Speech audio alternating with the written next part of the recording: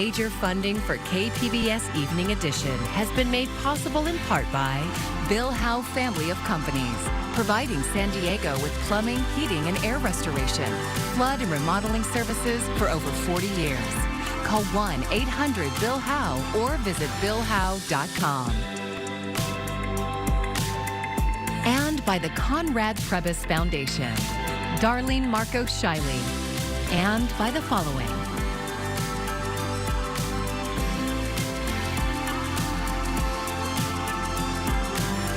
And by viewers like you. Thank you.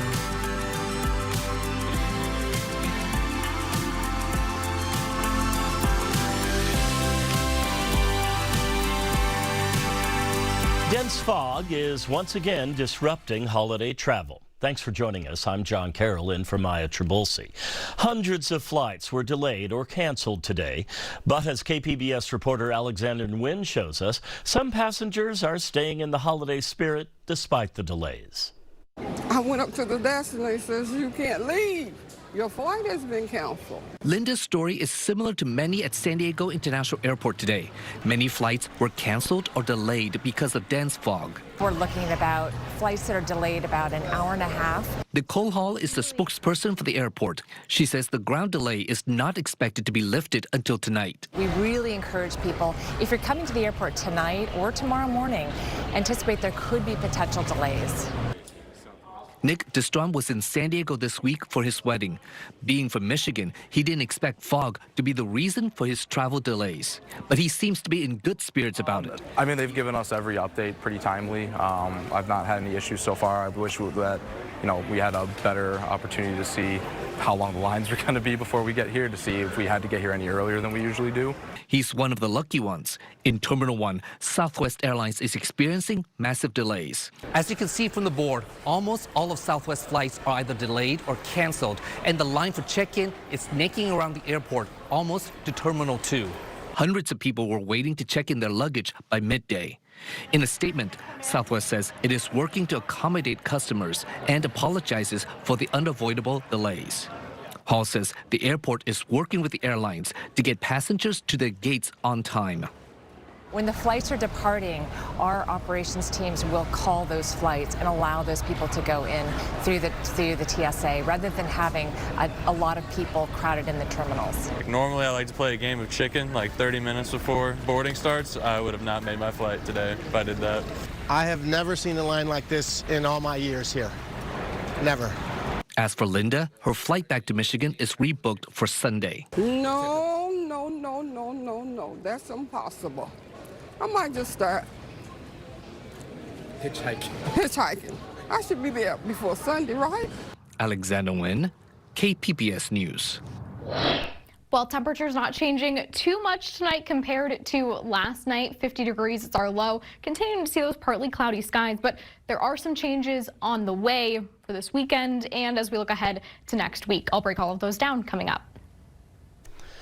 The U.S. House of Representatives re-elected Mike Johnson as Speaker on the first ballot today, but it wasn't without drama. At first, 3 Republicans voted against Johnson, which was more votes than he could afford to lose. But Johnson met with holdouts, 2 of which changed their votes, clinching his victory. It is now my responsibility to present the gavel to the gentleman from the great state of Louisiana, the 56th Speaker of the United States House of Representatives, the Honorable Mike Johnson. President Biden and the First Lady are set to visit New Orleans Monday as the New Orleans City Council launches its own investigation into the deadly New Year's attack. And we will get to this story in a minute here. As Lee Waldman reports, the investigation is casting a spotlight on why some preventative measures didn't happen sooner. This was a cascading series of failures. New Orleans City Council member J.P. Morell is demanding answers into why more wasn't done to prevent the deadly truck attack on New Year's Day. During the FBI briefing yesterday, it was made public that this individual posted on social media well before the attack that he intended to do something and that this was not flagged. Equally concerning, he says, the lack of use of the city's protective bollards. A 2019 security report raised the alarm about the safety structure's vulnerabilities. And city leaders said this week that the bollards were in the process of being replaced, which is why they weren't activated on the morning of the attack. Now the city council's launching its own investigation. It's troubling that with the Super Bowl being awarded to the city, that this was not prioritized immediately to get done. We're getting to the bottom of what happened, because right now there was a problem. The police chief confirmed that wedges and archer barriers were in place for Sugar Bowl crowds on Thursday. Even if it did malfunction, we have all of this extra protection. But we have raised it. We have what we call the archers for the sidewalk protection. Archers that remain in place today, but weren't there on New Year's Day when the truck's driver veered around a police car and drove onto the sidewalk. All factors spurring the council's new fact-finding mission. Obviously, what was done to address this problem before this attack was beyond insufficient, and we're going to find the answers to those questions. In New Orleans, Lee Waldman, KPBS News. Women are the fastest growing segment of the incarcerated population, with more than 190,000 behind bars. That, according to the Prison Policy Initiative. KPBS health reporter Heidi DeMarco says a new study shows the challenges faced by women at the Las Colinas jail when trying to access reproductive health care. The Urban Institute, a nonprofit research organization, interviewed 34 women at Las Colinas Detention and Reentry Facility in Santee. They reported, it's hard for them to get the care. They're waiting a long time for that care. They're worried about whether the care that they're receiving is sufficient. And that tends to balloon into a level of anxiety for them and potential health consequences, too. A third of participants said they faced bias and pressure in various reproductive health services, like newborn placement, abortion, and pregnancy testing. Pitt says the women don't have the ability to research or choose providers and treatments. What that does is it causes them to raise a lot of concerns about quality, about the qualifications of staff. He says they found a disconnect between what the jail offers and what the women say they are being offered. The biggest recommendation, honestly, is for the facility to try its best to communicate better what the options are and to communicate with the women sort of precisely what it is that they offer. Other recommendations included streamlining coordination with community medical providers to reduce wait times for care, training staff on reproduction discussions, allowing women to choose their provider's gender, and improving postpartum support. The sheriff's office issued a statement in response to the study, saying the findings are not complete or reflective of our standards and practices, and that the sample size was too small. What we're trying to do is say, look, here are 34 people. They have opinions about what's happening around them when it comes to reproductive health care in the jail. Here are some ways that this particular jail, but also other jails, might take these findings and think, okay, here are some trends that we might look into to ensure that the care we're offering is timely and as high quality as we'd like. Pitt says even though they weren't able to access medical records for verification, their research and the women's testimony offer valuable insights for improving reproductive health services at the jail. The sheriff's office says they are reviewing their practices to ensure consistent reproductive care delivery. Heidi DeMarco, KPBS News. A local apartment management company is settling a class action lawsuit for nearly $10 million. MG Properties was accused of charging excessive late fees and not providing receipts or invoices for work done after tenants moved out. There are two apartment communities named in the lawsuit, the Preserve at Melrose and Waterleaf Apartment Homes. Both are in Vista. The lawyer who represented tenants says nearly 60,000 people are eligible for some type of payment. The imbalance between the power of the landlord and the renter is such that they already have the money. So it's very important to educate yourself on the law. Within 21 days of the work actually being performed on your vacated unit, if it's painting, cleaning, what have you, the law requires that the landlord provide a copy of the actual invoice from the entity that performed the work. The deadline to file a claim is January 10th. MG Properties is also known as Gleiberman Properties. The company disputes the allegations. They say the settlement is a business decision to resolve a lengthy, expensive, and time-consuming lawsuit. If 2025 is your year to buy a home, now is the time to start preparing your finances to make a competitive offer. Jen Sullivan explains what buyers need to know. Many first-time homebuyers were shut out of the housing market in 2024 because of soaring sticker prices, few choices, and high interest rates. But this year is looking better for buyers. More choices, more inventory, that will lead to boosts in home sales roughly by 10% in 2025. Lawrence Yoon with the National Association of Realtors says now is the time to start getting your finances in order so you're ready to make a competitive offer when you do find the right home.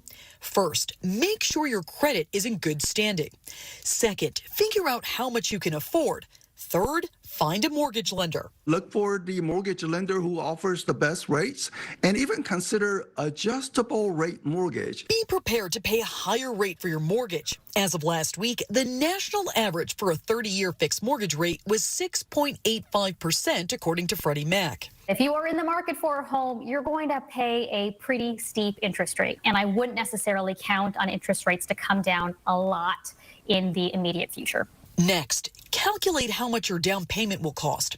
According to themortgagereports.com, down payments can range anywhere from 3% to 20% of the purchase price. So if you're buying a $300,000 home, be prepared to put down anywhere between $9,000 to $60,000. Once you've been pre-approved by a lender, you're in a much better position to make an offer on a home. Experts caution buyers to stay within their budget and don't forget to include closing costs and move-in expenses. For Consumer Watch, I'm Jen Sullivan. I'm Amna Nawaz. Tonight on the NewsHour, Mike Johnson is reelected as House Speaker despite a thin majority. That's coming up at 7 after Evening Edition on KPBS. A new advisory issued today by the U.S. Surgeon General is calling for updated health warning labels on alcoholic beverages, citing the increased cancer risk. Mandy Gaither takes a look at what's behind the push. It's a new call to warn Americans about the effects of alcohol. U.S. Surgeon General Dr. Vivek Murthy issued this advisory Friday, seeking labels on alcoholic beverages, warning of cancer risks. The reality is that more people die every year of preventable alcohol-related cancers than drunken driving. And I think most people probably don't realize that. Medical oncologist Dr. Dale Shepard with Cleveland Clinic says he hopes this advisory brings awareness. The Surgeon General's office says less than half of Americans are aware of increased cancer risk from alcohol and that it's the third leading preventable cause of cancer in the U.S. That risk rises with the amount of alcohol consumed. I think in general, moderation is key. The advisory says every year in the U.S., alcohol is responsible for about 100,000 cancer cases and 20,000 cancer deaths. It's linked to at least 7 types of cancer, including breast, colorectal, esophagus, liver, mouth, throat, and voice box. Lifestyle changes can have a positive impact on cancer risk, risk for heart disease, risk for diabetes. We can't underestimate the ability that we have to change our lifestyle and make ourselves healthier. An updated warning label on alcoholic beverages to reflect cancer risk would require approval from Congress. For Health Minute, I'm Mandy Gaither. The Biden administration says it will invest more than $300 million to help monitor bird flu and prepare for potential scenarios. The funding will go toward education and treatment for emerging special pathogens, hospital preparedness, stocking supplies, increased testing, and research into possible countermeasures. The CDC says it still considers the risk to the general public low. Bird flu is causing big problems for the poultry and dairy industries, but very few people have contracted it. KPBS Sci-Tech reporter Thomas Fudge has more on what might happen if the flu started spreading among humans. The avian flu, called H5N1, began spreading in 2022, and wild birds have carried it coast to coast, devastating chicken farms and dairy farms. The relatively few humans who have caught it from animals have not gotten terribly sick, but in the U.S. there is reason for concern. In humans, there have been to date about 66, I believe, confirmed cases of avian flu H5N1. Alessandro Sette is a researcher at the La Jolla Institute for Immunology. He says if the avian flu jumped to humans and started spreading among them, it could be a serious pandemic because the flu people are used to fighting off is a different variety of flu known as H1. That's why people are scared that if this starts to spread into humans, people would not have antibodies against H5. But new research from Sette's lab shows we are not defenseless against H5N1. They found that T cells in our blood do recognize and target the bird flu, which means we do have some protection against it. Our research in general has shown that T cells play an important role not in preventing infection, but in making disease less severe. The bird flu has created such a dire situation on poultry and cattle farms in California that Governor Newsom has declared a state of emergency.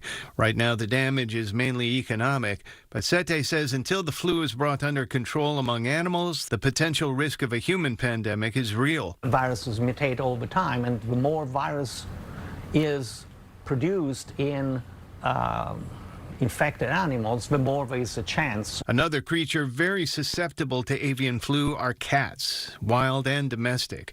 In Washington state, the bird flu reportedly killed 20 big cats at a wildlife sanctuary, including 4 cougars and a tiger.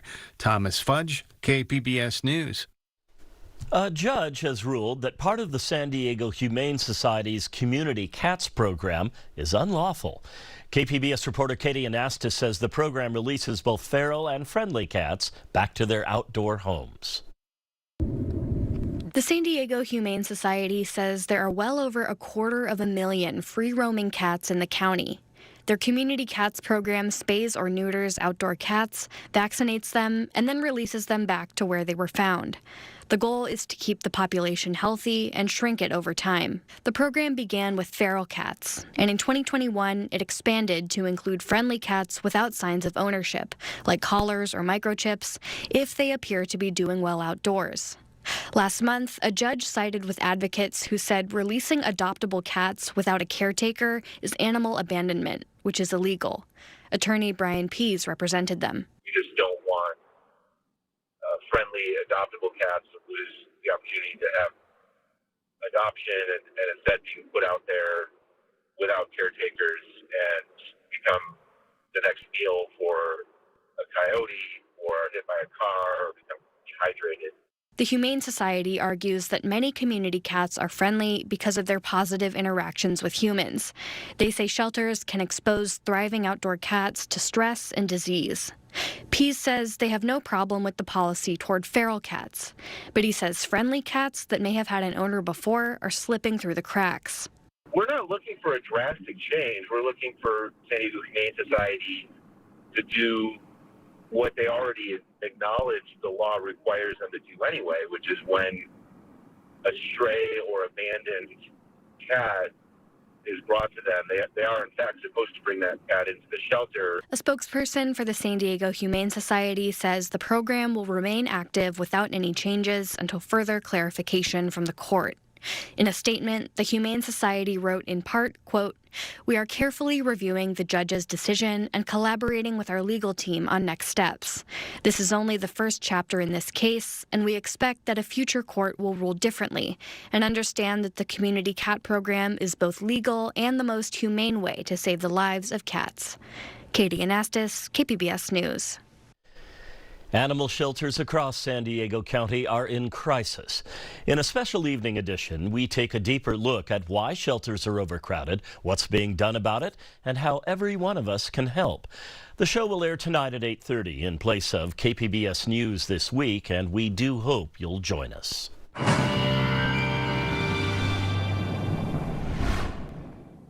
Well, we have a pretty pleasant weekend ahead before we see some changes in the forecast. We're going to see a little bit of a warming trend, not anything too major, but we will see temperatures warm up a little bit. But Santa Ana winds, those return next week, and that means the return of an increased fire danger as well. So something to keep an eye on as we look ahead to next week. Let's talk about tonight, though. Temperatures in the 30s, 40s. We're seeing that lone 50 degrees for San Diego there, 47 in Borrego Springs, 45 over in Oceanside. Just about everybody dealing with a mix of clouds as we go into the overnight hours. Tomorrow, though, clouds are sticking around for just about everybody. We will see some sun mixed in, though. Temperature-wise, we're at 63 in Oceanside and San Diego, 71 over in Borrego Springs, then 47, much chillier over in Mount Laguna. Now, let's talk about that warming trend that I mentioned. Taking a look at your 5-day outlook for the coast, we're at 63 for your Saturday. Ultimately warming up to 76 by the time we get to Wednesday, but it is a slow warm up before kind of a drastic change from Tuesday to Wednesday. So something to look forward to there if you're missing some of the warmer weather.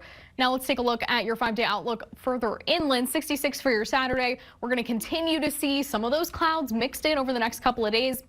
Warming up to the mid 70s for Monday and then back down a little bit by Tuesday. And as you look ahead to Wednesday, there's the wind. There's the Santa Ana winds that I mentioned that we're going to have to look out for, especially when we think about fire conditions, because, of course, wildfire season not necessarily over, can kind of be a year-round event there. Taking a look at your mountain 5-day outlook, 47 for your Saturday, ultimately getting to the 50s, but then down to 38 by the time we get to Tuesday. And there's that wind as well by the time we get to Wednesday.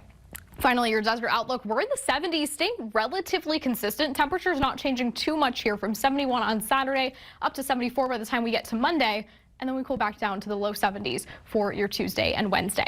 For KPBS News, I'm AccuWeather's Anna Azalian. A bit of California history is making its way into the digital age. KPBS North County reporter Alexander Nguyen tells us about the preservation project at a spot known as Carlsbad's Sleeping Beauty. So this ranch was built essentially by Leo Koreo around 1937. While his name is not familiar to many today, in the 1950s, Leo Koreo was a household name as Pancho in the Cisco Kid TV series. It was the first TV series filmed in color. And it was very popular in the 1950s all the way through the 1960s. Before the series, Koreo had a long career in vaudeville, radio, and movies, appearing in more than 90 films. Here he is as the Grand Marshal in the Tournament of Roses Parade in 1938. Koreo was born in San Diego but grew up in Santa Monica, where his father was the police chief and later mayor. In 1937, he told a friend who was a real estate agent that he was looking for a ranch, a place to entertain guests. It's a place where he can go, that has water, that he can have his livestock and his farm. Mick Calarco is Carlsbad Recreation Services Manager. He oversees the Leo Koreo Ranch Historic Park for the city. Calarco says the friend told Koreo about this 4,500-acre ranch in eastern Carlsbad. Leo writes that he's driving down here in the springtime. There's flowers everywhere. He arrives here. He just falls in love with what he finds. The land had been settled in the late 1800s by the Kelly family, who built a 2-story adobe home there. The house is all that remains from that era. Much of what you see today is a result of Koreo's time there. As an early preservationist and conservationist, Koreo decided to save the adobe structure and made it his home. By today's standards, you know, it's not so commonplace, right? People want to demolish. Who wants an old mud brick building? But I think Leo understood the significance of the building and the history of it. And he loved the fact that it was adobe and made by hand, right? The ranch became Koreo's weekend getaway, but it was also a working ranch with horses and chickens. The chicken coop has now been turned into public restrooms, and the horse stable is now a museum dedicated to Leo Koreo. Welcome into our bunk room exhibit. This is Leo's office and bunk room. Emily Bolaski is the archivist for the ranch. She is responsible for the exhibits in the museum and maintaining the archive. And we've modeled it after this photo here. So there's Leo Koreo sitting at his desk, writing checks, sitting right under the buffalo. For the past 3 years, she's been working to digitize the archive and memorabilia the park has collected over the years, We've got about 1/5 of the collection online so far. with more being added every day. The rest are in boxes and cabinets inside a cramped office of what was once the ranch's caretaker cottage. The city made the digital archive available online last fall. It contains photos, letters, historical artifacts, and a slice of Carlsbad's history. The ranch was part of the Mission Land Holding at one point. Leo Koreo's great-great-great-grandfather came over with the Portola expedition, and we do have some records from that. His great-grandfather was, his marriage was officiated by Junipero Serra, who was kind of the spearhead of the mission movement. The city wanted to make the archive available online to make that history accessible, and people don't have to leave home for it. And so we have all these records here in the archive, which kind of tell you that story of the land ownership changing. Koreo died in 1961, and most of the ranch was sold to developers. In 1978, Carlsbad acquired 27 acres of the ranch, containing most of the historic buildings. They've been restored and preserved as Koreo had them. The park opened to the public in August 2003. It's listed in the National Registry of Historic Places and designated as a California Historical Landmark. And you can visit this piece of California history every day from 9 a.m. to 5 p.m. If you do visit, you find this message from Leo Koreo himself on his doorstep. Es su casa amigo, your house friend, right? So this was Leo's welcome to his guests. Well, I'm going to sit here and wait for a friend. Alexander Nguyen, KPBS News. So many great things to do in this county. I'll tell you, never run out. You can find tonight's stories on our website, kpbs.org. Thank you so much for joining us, everyone. I'm John Carroll. Have an excellent evening and a wonderful weekend. Major funding for KPBS Evening Edition has been made possible in part by Bill Howe Family of Companies, providing San Diego with plumbing, heating, and air restoration, flood and remodeling services for over 40 years. Call 1-800-BILL-HOWE or visit billhowe.com. And by the Conrad Prebys Foundation, Darlene Marco Shiley, and by the following: